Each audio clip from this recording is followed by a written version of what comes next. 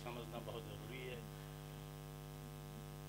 ख़ास तौर पर मर्द और औरत में जो मसावत या इक्वलिटी कुरान मजीद ने दी है, ये सबको मालूम होना चाहिए हम लोगों को, ताकि ये झगड़ा ही नहीं रहे। आप लोगों ने आरिफ साहब की और सुहेल साहब के, बरकत साहब की तकरीर सुनी, आप लोगों ने काफ़ी चीज़ें उन्होंने कवर की है। और औरत की, मर्द और औरत की ये झगड़ा शुरू से चले आ रहे हैं, और कुरान मजीद में इतना कुछ हुकूक दिया है हम लोग को, इसके बावजूद भी हमारी जो हालत है, मुझे ये पता नहीं है कि ये क्यों है। 1400 साल हो गए ये कुरान मजीद दुनिया में आया, और कुरान मजीद को समझाने के लिए अल्लाह ताला ने एक पैगंबर भी भेजे थे। उन्होंने अपनी ज़िंदगी में सब इंसान को समझा के गए, उसके बावजूद भी ये 14 साल तक हम लोग लड़ते रहे और औरतों को ये हुकूक नहीं मिलते हैं।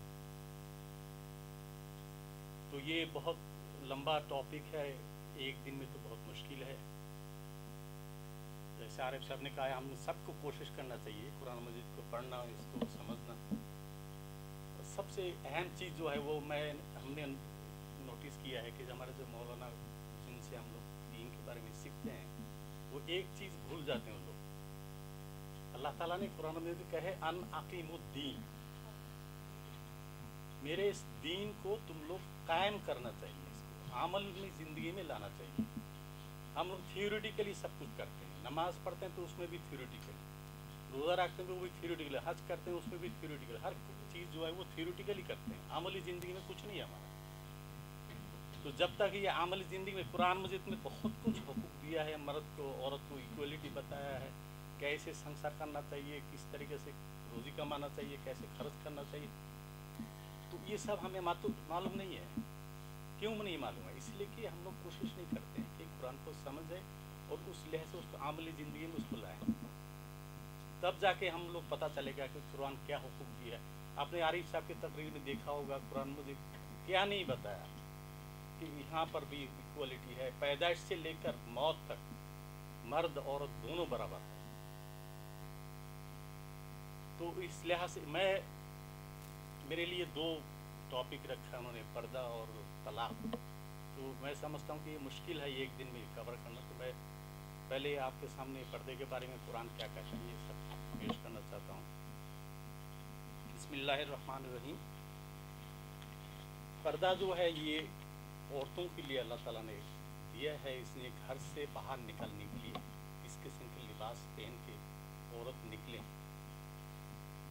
लेकिन कुरान की इतनी साफ और सुथरी अहकाम के बावजूद जिस हालत में हम लोग पहुँचे अभी, जिस तरीके से औरत लोग हिजाब पहनते हैं या पूरा बदन ढाक लेते हैं, इसके लिए एक प्रॉब्लम भी सोसाइटी में शुरू हो गया है।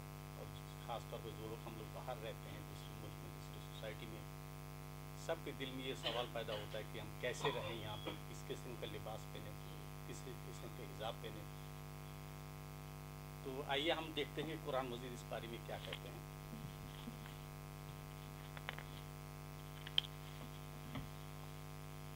पर्दे से मुतालिक पुरानी तालीम के समझने से पहले ये देखना ज़रूरी है कि ज़माना नुज़ूल कुरान में रसूलुल्लाह सल्लल्लाहु अलैहि वसल्लम के अवालीन मुखातिब कौम की तमद्दनी और मुआशरती सतह क्या थी।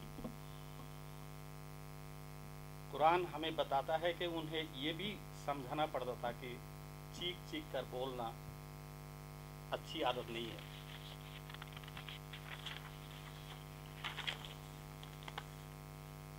पकड़ कर चलना मायूब है, मजलिस में खोल कर बैठना चाहिए, और जब मजलिस बर्खास्त हो तो उठ कर चले जाना चाहिए। दूसरों के यहाँ जाना हो तो इजाज़त लेकर जाओ। दूसरों के यहाँ से कोई चीज़ लेनी हो तो दरवाजे से बाहर आवाज़ देकर मांगनी चाहिए। जब रसूलुल्लाह सल्लल्लाहु अलैहि वसल्लम तुम्हें खाने के लिए दावत दे तो ऐसा ना करो कि हंडी पाकने से पहले ही वहाँ जाके बैठ जाओ और तुम खाने के लिए जा बैठो। ना ही ऐसा करो कि खाने के बाद वहीं बैठे बातचीत करने लग जाओ। तुम्हें मालूम होना चाहिए कि इससे साहिब खाना को किस कदर तकलीफ होती है।